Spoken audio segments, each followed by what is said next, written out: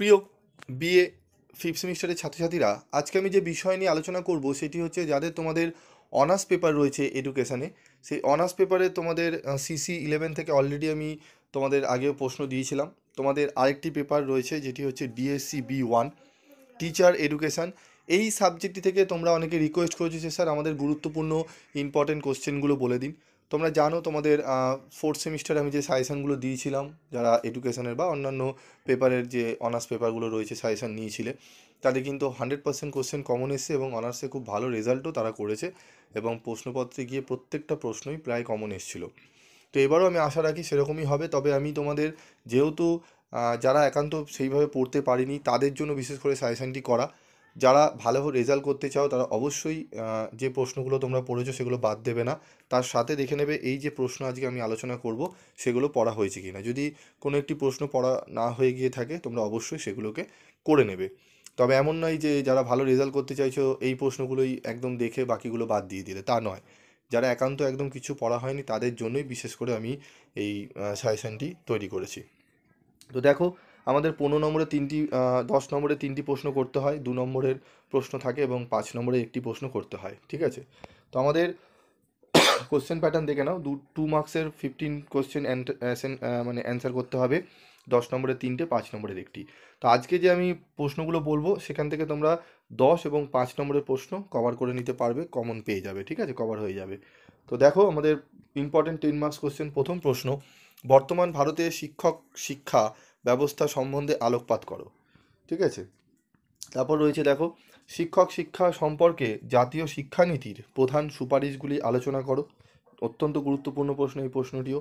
তারপর রয়েছে শিক্ষার ক্ষেত্রে NCTE এর প্রয়োজনীয়তা উল্লেখ করো, অত্যন্ত গুরুত্বপূর্ণ। এই 3টি প্রশ্ন খুব ভালো করে করলে আশা করি এখান থেকেই তোমরা একটি থেকে দুটি 10 নম্বরের প্রশ্ন কমন পেয়ে যাবে। তবু আরও কিছু প্রশ্ন আছে পড়তে হবে তোমাদের, যেহেতু অনার্স পেপার। কর্মরত শিক্ষার নীতি ও প্রয়োজনীয়তা লেখো, ঠিক আছে? কর্মরত ইন সার্ভিস শিক্ষার নীতি ও প্রয়োজনীয়তা লেখো। তারপর রয়েছে দেখো, শিক্ষকদের পেশাগত উন্নয়নের অভিষেক পন্থা কী, এই পন্থার সুবিধা ও অসুবিধাগুলি লেখো।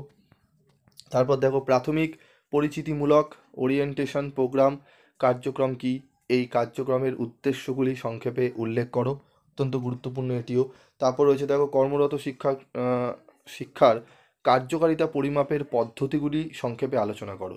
এই প্রশ্নটি এবং আগের একটা কর্মরত যে আমি দিলাম যে নীতির ও প্রয়োজনীয়তা লেখো, এই 4 নম্বর এবং এই 7 নম্বর প্রশ্নটি অবশ্যই তোমরা করবে। এখান থেকে একটি প্রশ্ন নয় 4এরটি কম দিয়ে দিতে পারে, নয় 7এরটি দিয়ে দিতে পারে, ঠিক আছে? খুব ভালো করে তোমরা কিন্তু দেখবে, ঠিক আছে? তারপর রয়েছে দেখো, কর্মপূর্ব প্রি সার্ভিস শিক্ষার উদ্দেশ্যগুলি উল্লেখ করো। জাতীয় শিক্ষানীতিতে কর্মপূর্ব প্রি সার্ভিস শিক্ষা সম্পর্কে কি কি সুপারিশ করা হয়েছিল? একটা রয়েছে ইন সার্ভিস, আরেকটা রয়েছে প্রি সার্ভিস। এই দুটো সার্ভিস সম্পর্কে যদি পড়ে যাও, একটি সার্ভিস বারবারই তোমাদের কিন্তু ঘুরিয়ে ফিরিয়ে প্রশ্নগুলো করে। তো দুটো পড়ে গেলে তোমরা একদম 100% সেখান থেকে প্রশ্ন কমন পেয়ে যাবে, ঠিক আছে?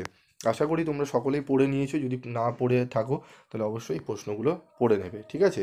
এই 8টা প্রশ্ন আমি মাত্র দিলাম তোমাদের অনার্স পেপার। জানোই তোমরা অনার্স পেপার খুব বেশি পরিমাণে প্রশ্ন থাকে, তোমরা যেই বই কেনো না কেন সাজেস্টিভ বইগুলো তো দেখবে 20টা 25টা করে প্রশ্ন তোমাদের কিন্তু দেওয়া রয়েছে। আমি কিন্তু তোমাদের মাত্র 8টি প্রশ্ন দিলাম, এই 8টি প্রশ্ন একটু কষ্ট করে নিও, আশা করি তোমরা দেখবে অনেকটাই উপকৃত হবে।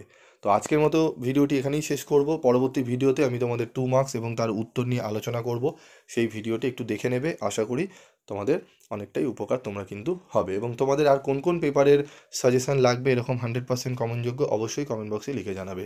আজকের মতো এটুকুই, দেখা হচ্ছে পরবর্তী ভিডিওতে। সকলে ভালো থেকো, সুস্থ থেকো।